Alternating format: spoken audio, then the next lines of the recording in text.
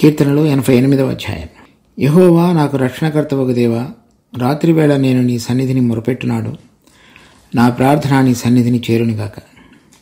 నా మొరకు చెవియొగ్గుము. నేను ఆపదలతో నిండి ఉన్నాను. నా ప్రాణము పాతాళమునకు సమీపించున్నది. సమాధిలోనికి దిగువారి వలె నేను ఒకనిగా ఎంచబడితిని. నేను త్రాణలేని వాని వలె అయితిని. చచ్చిన వారిలో విడవబడిన వాడనైతిని. నేను సమాధిలో పడి ఉన్న హతులలో ఒకని వలె అయితిని. నీవిక స్మరింపని వారి వలె అయితిని. వారు నీ చేతిలో నుండి తొలగిపోయి ఉన్నారు కదా. అగాధమైన గుంటలోనూ చీకటి గల చోట్లలోనూ అగాధ జలములలోనూ నీవు నన్ను పరుండబెట్టి ఉన్నావు. నీ ఉగ్రత నా మీద బరువుగా ఉన్నది. నీ తరంగాలన్నీ నన్ను ముంచుచున్నవి. నా నెలవరులను నాకు దూరముగా నీవు ఉంచి ఉన్నావు. నీవు వారి దృష్టికి నన్ను హేయునుగా చేసి ఉన్నావు. వెలుపలికి రావల్లకుండా నేను బంధింపబడి ఉన్నాను. బాధ చేత నా కన్ను క్షీణించుచున్నది. యెహోవా, ప్రతిదినము నేను నీకు మొరపెట్టుచున్నాను. నీ వైపు నా చేతులు చాపుచున్నాను. మృతులకు నీవు అద్భుతములు చూపెదవా? ప్రేతలు లేచి నేను స్తుతించెదరా? సమాధిలో నీ కృపను ఎవరైనా వివరింతురా? నాశన కూపములో నీ విశ్వాస్యతను ఎవరైనా చెప్పుకుందురా? అంధకారంలో నీ అద్భుతములు తెలియనగునా? పాతాళములో నీ నీతి తెలియనగునా? యెహోవా, నేను నీతోనే మనవి చేయుచున్నాను. ఉదయమున నా ప్రార్థనని నేను ఎదుర్కొనును. యెహోవా, నీవు నన్ను విడుచుట ఎలా? నీ ముఖము నాకు చాటు చేయుట ఎలా? బాల్యము నుండి నేను బాధపడి చావునకు సిద్ధమైతిని. నీవు పెట్టు భయము చేత నేను కలవరపడుచున్నాను. నీ కోపాగ్ని నా మీదకి పొర్లి ఉన్నది. నీ మహాభయములు నన్ను సంహరించున్నవి. నీళ్లు ఆవరించున్నట్లు అవి దినమంతా నన్ను ఆవరించుచున్నవి. అవి నన్ను చుట్టారా చుట్టుకుని ఉన్నవి. నా ప్రియులను స్నేహితులను నీవు నాకు దూరంగా ఉంచి ఉన్నావు. చీకటి నాకు బంధువర్గం ఆయన. ఈ కీర్తన ఇంకా వక్కణ గనక మనం చూసినట్లయితే మహల్లతు లయన్నోతు అను రాగమ మీద పాడదగినది అని చెప్పబడింది. అది రచనకర్త ఎజ్రాహీయుడైన హేమాను రచించిన దైవధ్యానము, కోరాహు కుమారుల కీర్తన. ఈ మహలతు లయన్నోతు అనే రాగం మీద పాడదగినదంటే అర్థం ఈ శ్రమ ద్వారా కలిగినటువంటి అస్వస్థత అనే అర్థం. అది ఆ అస్వస్థత లేక ఆ రోగం ఎటువంటిదంటే ఈ అధ్యాయంలో వివరించబడింది. అలా ఎందుకు అస్వస్థత కలిగింది అంటే అది శ్రమ ద్వారా కలిగినటువంటిది అని అర్థం. ఆ పైన చెప్పబడిన మహాలతుల ఎన్నో దాని మాటకు అర్థం అది. ఈ కీర్తన మనం చదివినప్పుడు ఈ కీర్తన అంతటిలో కూడా ఆ శ్రమ ద్వారా కలిగినటువంటిది ఏదైతే ఇప్పుడు అతనిలో చావునకు సిద్ధమైనటువంటి వాడిగా కనబడుతున్నటువంటి భావనలు కనబడుతున్నాయో అవన్నీ కూడా ఆ ఒక్క మాటలో ఆ మహాలతు లయన్నోతు అనేటువంటి మాటలో చెప్పబడ్డాయి. తర్వాత ఈ అధ్యాయంలో మనం చూసినప్పుడు 7వ వచనంలో చూస్తే, నీ ఉగ్రత నా మీద బరువుగా ఉన్నది. నీ తరంగములన్నీ నన్ను ముంచుచున్నవి. తర్వాత 16వ వచనంలో చూస్తే, నీ కోపాగ్ని నా మీద పొర్లి ఉన్నది. నీ మహాభయములు నన్ను సంహరించున్నవి. తర్వాత 14, 15లో కూడా, యెహోవా, నీవు నన్ను విడుచుట ఎలా? నీ ముఖము నాకు చాటు చేయుట ఎలా? బాల్యము నుండి నేను బాధపడి చావునికి సిద్ధమైతిని. నీవు పెట్టు భయము చేత నేను కలవరపడుచున్నాను. నీ కోపాగ్ని నా మీదకు పొర్లి ఉన్నది. నీ మహాభయములు నన్ను ఆవరించున్నవి. నీళ్లు ఆవరించినట్లు అవి దినమంతా నన్ను ఆవరించుచున్నవి. అవి నన్ను చుట్టారా చుట్టుకుని ఉన్నవి.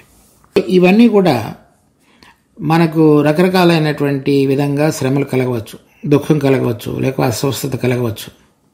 కొన్నిసార్లు మనం చేసినటువంటి తప్పుల ద్వారా దేవుడు మనల్ని క్రమశిక్షణలోనికి తీసుకుని రావడానికి జరిగే విషయాలు. అంతకంటే కఠినమైనవిగా మనం దేవుని యొక్క సాక్ష్యం కొరకు జీవించుతున్నప్పుడు శత్రువు మన మీద అనేక రకాలుగా ఎదురుదాడి చేసి మనలను బలహీనపరచడానికి చేసే ప్రయత్నాలు. ఆ రెండింటిలో కూడా మనం దేవుని సన్నిధికి వచ్చినప్పుడు దేవుడు మనకు కృపను అనుగ్రహించి చక్కగా మనకు విడుదల కలుగచేయటకు మనం అనేక కీర్తనలో గతంలో చూచాం. కానీ ఈ కీర్తనలో అటువంటిది కాకుండా దేవుడే స్వయంగా ఎవరైతే ఆ కీర్తన రాసి ఉన్నాడో వారి అనుభవంగా వారి మీదకు వచ్చినటువంటి దేవుని ఉగ్రతను గురించి మాట్లాడుతున్నాడు.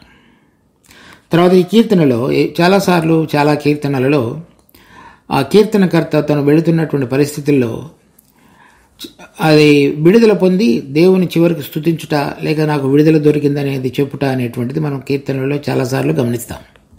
కానీ ఈ కీర్తనలో అటువంటి విధంగా అతడు ఆ కీర్తనకర్త విడుదల పొందినటువంటి భావ ప్రకటన కూడా ఈ కీర్తనలో కనిపించట్లేదు. కనుక అది అన్నిటికంటే కష్టతరమైనటువంటిది, భరించడానికి ఎంతో ఇబ్బందికరమైనటువంటి స్థితిలో దేవుని యొక్క ఉగ్రత ఆ కీర్తనకర్త యొక్క అనుభవంగా ఉందని మనం ఈ కీర్తన చదువుతున్నప్పుడు అర్థమవుతుంది. అది ఈ దేవుని యొక్క ఉగ్రత మన మీదకి రావటం, లేకపోతే అంటే ఎవరైతే కీర్తన రాసి ఉన్నాడో అతడు ఏ సందర్భంలో రాసి ఉన్నాడు అనేటువంటిది, అది ఖచ్చితంగా ఏ సందర్భంలో ఎటువంటి దానిని అనుసారంగా ఇది రాసి ఉన్నాడు అనేటువంటిది చెప్పడం అనేటువంటిది కొంచెం కష్టకరం. కానీ భవిష్యత్తులో జరగబోయేటువంటి దానికి ఆధారంగా ప్రవచించవచ్చు, ప్రవచన రూపంగా అతడు రాసి కూడా ఉండి ఉండవచ్చు. ఇది ఈ కీర్తన అనేటువంటిది మనం ఇశ్రాయేలు దేశానికి, వారి జనానికి గనక అని చూసుకున్నట్లయితే ఒక వ్యక్తి కాకుండా, వాళ్ళు గతంలో రకరకాలైనటువంటి సందర్భాలలో దేవుడి నుంచి దూరంగా జరిగిపోయి తర్వాత ఆయన మరలా వారిని అనేక శ్రమల ద్వారా వారిని వెనకకి తీసుకొచ్చినటువంటి సందర్భాలు చాలా ఉన్నాయి. ముఖ్యంగా న్యాయాధిపతుల గ్రంథంలో ఎప్పుడైతే వాళ్ళు మళ్ళా విగ్రహారాధన, దేవుని యొక్క స్వరాన్ని వినటం మానివేసి మన అన్యజనుల వలె వాళ్ళు జీవించడం మొదలుపెట్టారో, కొన్నిసార్లు మిద్యానీయులు, కొన్నిసార్లు కనానీయులు వారి వారి చేతుల్లోకి దాసత్వంలోనికి వారిని దేవుడు తీసుకువెళ్ళాడు. చివరికి బబులోను దేశంలోనికి కూడా రాజుల కాలంలో కూడా వాళ్ళు అషూరి రాజుల చేతిలోకి, బబులోను రాజుల చేతిలోకి వాళ్ళు దాసత్వంలోనికి వెళ్ళిపోయారు. ఇది ఆ సందర్భంలో రాసిన దానికంటే ఇంకా కఠినమైనటువంటి దాంట్లో కూడా దేవుడు వాళ్ళని తీసుకువెళ్తున్నాడు, లేకపోతే తీసుకువెళ్ళబోయేటువంటి దానిని గురించి కూడా ఉండవచ్చు. కనుక దేవుని యొక్క ఉగ్రత దాన్ని ఏర్పరచుకున్నటువంటి ప్రజల మీద కూడా పాత నిబంధనలోనూ తర్వాత భవిష్యత్తులోనూ జరిగే అవకాశాలు దీనిలో కనబడుతున్నాయి. సో ఇక్కడ మనం కనుక చూస్తే జకర్యా గ్రంథం 13వ అధ్యాయం 7వ వచనం నుంచి 9వ వచనం వరకు, ఖడ్గమా నా గొర్రెల కాపరి మీదను నా సహకారి మీదను పడము, ఇదే సైన్యములకు అధిపతియకు యెహోవా వాక్కు. గొర్రెలు చెదిరిపోనట్లు కాపరిని హతం చేయము, చిన్నవారి మీద నేను నా హస్తం ఉంచుదును, ఇదే యెహోవా వాక్కు.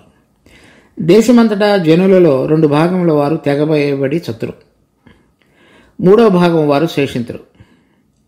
ఆ 3వ భాగమును నేను అగ్నిలో నుండి వెండిని తీసి శుద్ధపరచును, బంగారంను శోధించినట్లు వారిని శోధింతును. వారు నా నామమును బట్టి మొరపెట్టగా నేను వారి మొరను ఆలకింతును. వీరు నా జనులను చెప్పుదును, యెహోవా మా దేవుడని వారు చెప్పుదురు. దీనిలో ఆ 9వ వచనం మొదటి భాగం వరకు కనుక చూస్తే 8వ వచనంలోను 9వ వచనంలో దేవుడు ఏ విధంగా వారి మీదకి తన యొక్క ఉగ్రతను తీసుకుని రాబోతున్నాడో మనం దాన్ని గమనిస్తున్నాం. అది ఏ సందర్భంలో రాయబడుతుందంటే ఇది 14వ వచనంలో ఉంది. ఇదిగో యెహోవా దినము వచ్చుచున్నది. తర్వాత 2వ వచనంలో, ఏలయనగా యెరూషలేము మీద యుద్ధం చేయుటకు నేను అన్యజనులందరినీ సమకూర్చబోచున్నాను. పట్టణము పట్టబడను, ఇండ్లు కొల్ల పెట్టబడను, స్త్రీలు చెరపబడదురు, పట్టణములో సగం మంది చెరపట్టబడిపోదురు. అయితే శేషించువారు నిర్మూలము కాకుండా పట్టణములో నిలుతురు. ఆ శేషించువారు నిర్మూలము కాకుండా పట్టణములో నిలిచినటువంటి ప్రజలు పాడినటువంటి కీర్తనగా కూడా మనం దీన్ని గమనించవచ్చు. అన్యజనుల యొక్క దండ్లన్నీ కూడా యెరూషలేమును పట్టణాన్ని ముట్టడి వేసినప్పుడు దేవుని యొక్క ఉగ్రత ఆ దేశం మీదకి వచ్చి చాలామంది పట్టబడటం కానీ, 200 మంది తెగవేయబడి చనిపోవటం కానీ, మిగిలిన వారు వెండిని శోధించినట్లుగా అగ్ని పరీక్ష లేకుండా వెళుతున్న సందర్భంలో కానీ వారికి కలిగినటువంటి అనుభవాలన్నిటినీ కూడా ఈ మాటల రూపంలో పొందుపరిచినట్లుగా మనం గమనించవచ్చు. కనుక దేవుడు వారిని మరి ఏ విధంగా అయితే ఆయనను తిరస్కరించి తర్వాత చూడండి, లూకా సువార్త 23వ అధ్యాయం 28వ వచనం నుంచి, యేసు వారి వైపు తిరిగి, యెరూషలేము కుమార్తెలారా, నా నిమిత్తము ఏడవకుడి, మీ నిమిత్తమును మీ పిల్లల నిమిత్తమును ఏడువుడి. ఇదిగో గొడ్రాండ్రును కనని గర్భములను పాలియని స్తనములను ధన్యములైనవని చెప్పు దినములు వచ్చుతున్నవి. అప్పుడు మా మీద పడుడని పర్వతములతోనూ మమ్ము కప్పుడని కొండలతోనూ జనులు చెప్పసాగుదురు. వారు పశ్చిమ రానుకే ఇలాగు చేసినట్లా ఎండిన దానికి ఏమి చేయుదురో అని చెప్పాను. అంటే ఆ దినాలలో జరగబోయేటువంటి దాని సందర్భంగా ప్రభు ముందుగానే వారికి తెలియపరుచున్నాడు. మనం జకర్యా గ్రంథంలో కానీ ఇక్కడ లూకా సువార్త 23వ అధ్యాయంలో చదివినటువంటి విధంగా కానీ జరగబోయేటువంటి అనేక విషయాలు తర్వాత లూకా సువార్త 21వ అధ్యాయం 20వ వచనం. యెరూషలేము దండ్ల చేత చుట్టబడటం మీరు చూచినప్పుడు దాని నాశనము సమీపమై ఉన్నదని తెలుసుకున్నది. ఇక్కడగా మనం 88వ కీర్తనలో కనుక మనం చూస్తే 17వ వచనంలో నీళ్లు ఆవరించినట్లు అవి దినమంతా నన్ను ఆవరించుచున్నవి, నన్ను చుట్టుకునేవి. ఆ విధంగా వాళ్ళు చుట్టబడి దేవుని యొక్క ఉగ్రత వారి మీద ఆ విధంగా బలంగా పనిచేసేటువంటి దినాలలో ప్రవచన రూపంగా ఈ కీర్తనకర్త దానిని రాసినటువంటి దానిగా మనం గమనించవచ్చు. కనుక ఈ ఇశ్రాయేలు దేశం అబ్రహాము ద్వారా ఏర్పరచబడిన వారుగా చేయబడి దేవుని యొక్క సంకల్పాన్ని భూమి మీద సంపూర్ణంగా నెరవేర్చడానికి పనికొచ్చేటువంటి పాత్రగా దేవుడు వారిని ఉంచుకున్నాడు. అని ఆ యొక్క ఉద్దేశాన్ని వాళ్ళు సరైన విధంగా జీవించకుండా ఉన్న తరుణంలో ఆయన కుమారుడిని పంపించినప్పుడు ఆయనను వారు సిలువ వేశారు. సిలువ వేసిన తర్వాత ఇప్పుడు దాదాపు 2000 సంవత్సరాలు అయిన తర్వాత మరలా ప్రభు రాబోతున్నాడు.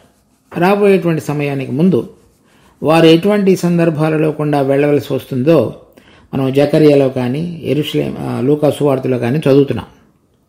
ఆ సందర్భంలో మిగిలినటువంటి శేషం వారు ఎవరైతే ఉన్నారో మరలా దేవుని వైపు తిరిగి చేసేటువంటి ప్రార్థన ఈ 88వ కీర్తన. చూడండి, మొదటి వచనం. యెహోవా నాకు రక్షణకర్తవగు దేవా, రాత్రి వేళ నేను నీ సన్నిధిని మొరపెట్టు వాడు నా ప్రార్థన నీ సన్నిధికి చేరునుగాక, నా మొరకు చెవియొగ్గుము. నేను ఆపదలతో నిండి ఉన్నాను, నా ప్రాణము పాతాళమునకు సమీపించున్నది. వారు ఎవరెవరైతే మిగిలి ఉన్నారో ఇది దేవుడు మాత్రమే వాళ్ళకి నిజమైనటువంటి రక్షణను కలుగు చేయగలడనేటువంటి మారు మనసుతోటి దేవుని కృపను కోరుకుంటూ వాళ్ళకు కలిగినటువంటి విపరీతమైన పరిస్థితుల్లో దేవుని యొక్క ఉగ్రతను వారు గుర్తిరిగి దానిలో నుంచి బయట రాగలగటానికి కేవలము యెహోవా మాత్రమే ఒక మార్గమని వారు తమ హృదయాలను మరలా దేవుని వైపు ఎత్తిన వారుగా మనం చూస్తున్నాం. తరువాత ఇక్కడ కనుక మనం చూసినట్లయితే 15వ వచనంలో బాల్యము నుండి నేను బాధపడి చావునకు సిద్ధమైతిని, నీవు పెట్టు భయము చేత నేను కలవరపడుచున్నాను. ఈ బాల్యము నుండి నేను చావునకు సిద్ధపడినంటే వాళ్ళు ఒక దేశంగా ఏర్పరచబడినటువంటి సమయం నుంచి ఇప్పటి వరకు, అంటే దాదాపుగా ప్రభు రాకడకు మునుపు 1600 సంవత్సరాలు, ప్రభు వచ్చిన తర్వాత 2000 సంవత్సరాలు, ఈ సమయం అంతటిలో కూడా నేను బాల్యము నుండి చావునకు సిద్ధపడిన వాడినిగా చేయబడ్డాను. అంటే చాలా అతి తక్కువ సమయం మాత్రమే ఆ దేశం ప్రభుతోటి సరైనటువంటి సంబంధం కలిగి దేవుని యొక్క ఉద్దేశాలు నెరవేర్చడానికి ఒక దీపస్తంభంగా ఉంచబడింది. మిగిలిన సమయాలన్నిటిలో కూడా చాలా వరకు రకరకాలుగా వారు తొలగిపోవటం చేత దేవుని యొక్క క్రమశిక్షణ కార్యం వారి మీద ఎంతో మెండుగా రావాల్సి వచ్చింది. అందువల్ల నేను బాల్యం నుండి చావునకు సిద్ధమైన వాడినైతే. ఇప్పుడు మనం చూస్తున్నటువంటి అతడు వెళ్తున్నటువంటి పరిస్థితిని గురించి ఏ విధంగా వర్ణిస్తున్నాడు అంటే అనేది మనం గమనించవచ్చు. 3వ వచనం ఆఖరిలో నా ప్రాణము పాతాళమునకు సమీపించున్నది. అనగా ఇక నేను చనిపోతున్నాను అనేటువంటిది, పాతాళం అనేటువంటిది చనిపోయినటువంటి వారి యొక్క ప్రాణములు వెళ్ళి నివసించేటువంటి స్థలం.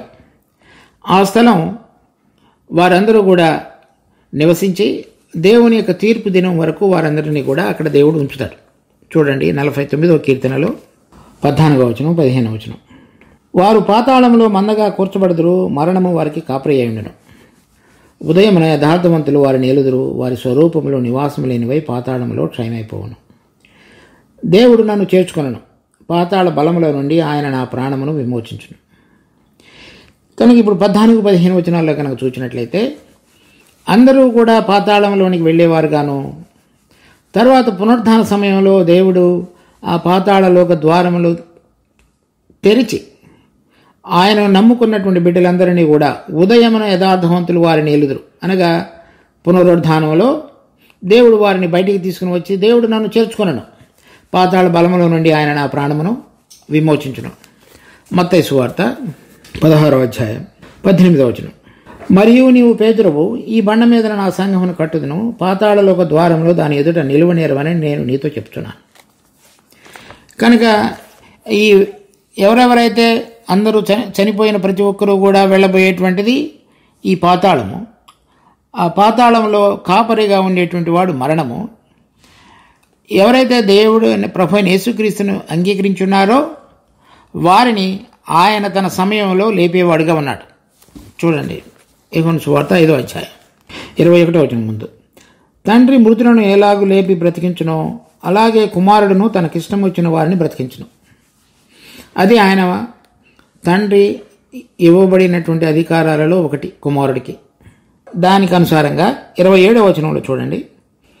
మరియు ఆయన మనిషి కుమారుడు గనుక తీర్పు తీర్చుటకు తండ్రి అధికారము అనుగ్రహించును.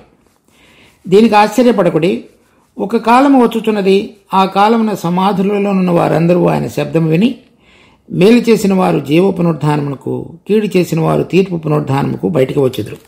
ఎక్కడి నుంచి బయటకు వస్తారు అంటే పాతాళ లోకంలో నుంచి బయటకు వస్తారు. ఎవరైతే దేవుణ్ణి ఏర్పరచుకున్నారో వారిని పాతాళలోక ద్వారములు బంధించలేవు కనుక ఉదయమున దేవుడు వారిని లేపి, అంటే పునరుద్ధానంలో లేపి ఆయనతో పాటు జీవములో ప్రవేశించేవారుగా వారిని చేయబోతున్నాడు. ఎవరైతే ఆయనను అంగీకరించడో వారు ఆ పాతాళలోక ద్వారముల యొక్క తలుపులలో ఉండిపోయి ప్రభు తీర్పు బయటికి తీసుకుని రాబడినప్పుడు వారు కీడు పునరుద్ధానానికి వెళతారు. ఈ కీర్తనకర్త చెప్తున్నాడు, ఆ పాతాళమునకు సమీపించున్నది, అంటే ఇంక నేను ఒక అడుగు వేస్తే లోపలికి వెళ్ళిపోతానని చెప్తున్నాడు. సమాధిలోనికి దిగువాని వలె వేరొకనగా ఎంచబడి తిని, నేను ఒకనగా ఎంచబడి తిని, నేను త్రాణ లేని వాని వలె అయితేనే, అంటే ఇంక నాలో ఏమాత్రం కూడా ఊపిరి లేకుండా ఇంకా లెగవగలను అనేటువంటి నమ్మకం లేకుండా అయిపోయాను. చచ్చిన వారిలో విడవబడుతుంది. దాదాపుగా ఇక నేను చనిపోయాను అనుకుని శవాలు ఉండేటువంటి గదిలో విడవబడ్డానని చెప్తున్నాడు. సమాధిలో పడి ఉన్న హతుల వలె ఒకని వైతనని, ఇంకా అలానే కాకుండా తీసుకువెళ్ళి సమాధిలో కూడా పడుకోబెట్టినటువంటి స్థితిలోనికి వచ్చేసాను. నీవిక స్మరింపని వారి వలె అయితేనే, వారు నీ చేతిలో నుండి తొలగిపోయినారు కదా. అంటే ఒకవేళ చనిపోయిన తర్వాత ఇంకా వారిని నువ్వేమి విడుదల కలవ చేయలేవు కదా. ఎందుకంటే చూడండి, మత్తయి సువార్త 22వ అధ్యాయం 32-33. మృతుల పునరుద్ధానమును గూర్చి నేను అబ్రహాము దేవుడను, ఇసాకు దేవుడను, యాకోబు దేవుడను ఎన్నాడని దేవుడు మీతో చెప్పిన మాట మీరు చదవలేదా? ఆయన సజీవులకే దేవుడు కానీ మృతులకు దేవుడు కాడని వారితో చెప్పిన. కనుక ఒకవేళ ప్రభువుని ఎరగకుండా కనుక మేము చనిపోయినట్లయితే ఇక నీ చేయి విడబడిన వారుగా, ఎల్లప్పటికీ నీ చేయిని విడిచిపెట్టబడిన వారంగా, ఇక సదాకాలము నిత్యత్వంలో కూడా మృతుల లోకములోనూ చనిపోయిన వారి సంఖ్యలోనూ ఉన్నటువంటి జనముగా మేము చేయబడతాం కదా. అటువంటి స్థితి నుంచి మాకు విడుదల కలుగు చేయని అడుగుతున్నాడు. తర్వాత ఆ సందర్భంలో 8వ వచనంలో, నా నెలవరలను నీవు నాకు దూరంగా ఉంచున్నావు, నీవు వారి దృష్టికి నన్ను హేయునిగా చేస్తున్నావు. తర్వాత 18వ వచనంలో, నా ప్రియులను స్నేహితులను నీవు నాకు దూరంగా ఉంచున్నావు, చీకటియే నాకు బంధువర్గం ఆయన. కనుక ఇప్పుడున్న పరిస్థితుల్లో నాకు ఎవరైనా వచ్చి సహాయం చేస్తారు ఏమో అని నేను ఎదురు చూచేటువంటి సందర్భం కూడా ఇప్పుడు లేదు. ఎందుకంటే వారందరినీ కూడా నాకు దూరంగా ఉంచున్నా. నాకు తెలిసిన వారిని, ప్రియులను, బంధువర్గాన్ని, వారందరినీ కూడా నాకు దూరంగా ఉంచున్నావు. అదే మాటలు యోబు కూడా చెప్తున్నాడు. యోబు గ్రంథం 19వ అధ్యాయం 13వ వచనం, ఆయన నా సోదర జనమును నాకు దూరం చేసి ఉన్నాడు, నా నెలవరులు నాకు కేవలము అన్యులైరి. 14వ వచనం, నా బంధువులు నా ఎదుకు రాక ఉన్నారు, నా ప్రాణ స్నేహితులు నన్ను మర్చిపోయి ఉన్నారు. 19వ వచనం, నా ప్రాణ స్నేహితులందరికీ నేను అసహ్యుడినైతిని, నేను ప్రేమించిన వారు నా మీద తిరగబడి ఉన్నారు. సో అదే అనుభవాన్ని ఈ ఇశ్రాయేలు దేశం కూడా రాబోయే దినాలలో జరిగేటువంటి సంఘటనల్లో అదేవిధంగా తలపోయవలసి వస్తుంది. ఎందుకంటే అన్యజనులందరూ కూడా వారి వారి దండ్ల చేత యెరూషలేమును ఒక్క దేశాన్ని ఒంటరిగా చేసి వారి మీద యుద్ధం జరిగించబోయేటువంటి సందర్భంలో ఎవరైతే వారికి తెలిసిన వారని, వారు నమ్మదగిన వారని, వారికి ప్రాణప్రియులుగా ఉన్నారో, బంధువులుగా ఉన్నారో వారందరినీ కూడా దేవుడు దూరపరిచి ఉంచుతాడు. 10వ వచనంలో, మృతులకు నీవు అద్భుతములు చూపెదవా, ప్రేతలో లేచి నిన్ను స్తుతించుదురా, సమాధిలో నీ కృపను ఎవరైనా వివరింతురా, నాశన కూపములో నీ విశ్వాసతను ఎవరైనా చెప్పుకుందురా, అంధకారంలో నీ అద్భుతములు తెలియనగునా. అంటే ఎవరైనా ఒకవేళ నీవు ఎరగకుండా నీ కృపను రుచి చూడకుండా గనక చనిపోయినట్లయితే వారు వెళ్ళేటువంటి పాతాళములో ఇక చీకటే ఉంటుంది, కానీ మరలా జీవం చేత బయటికి రాగలిగి నిన్ను స్తుతించగలిగినటువంటిది జరగదు.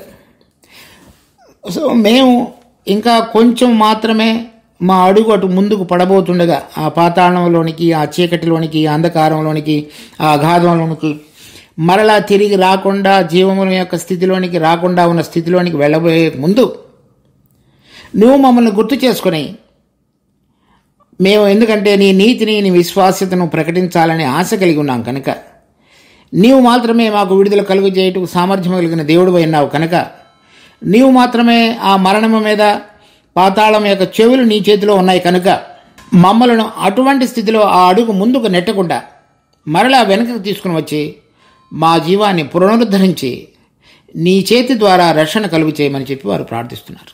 కనుక రాబోయేటువంటి దినాల్లో జరగబోయేటువంటి భయంకరమైనటువంటి దేవుని యొక్క ఉగ్రత వారి మీదకు వచ్చినప్పుడు పరిస్థితులు ఎంతో ఘోరంగా ఉంటాయి. అవి సహించదగినవిగా ఉండవు. కానీ అవన్నీ కూడా దేవుడు తన ఏర్పాటులో ఆయన ఏర్పరచుకున్నటువంటి బిడ్డలను ఆ విధంగా నడిపించి వారు ఆయనను వ్యతిరేకంగా జీవించినటువంటి జీవితానికి తగినటువంటి శిక్షను వారి మీదకి తీసుకుని వచ్చిన తర్వాత దేవుడు వారి జీవితంలో ఆ చక్కటి పనిని జరిగించి మరలా ఆ దేశాన్ని పునరుద్ధరించేవాడుగా ఉన్నాడు.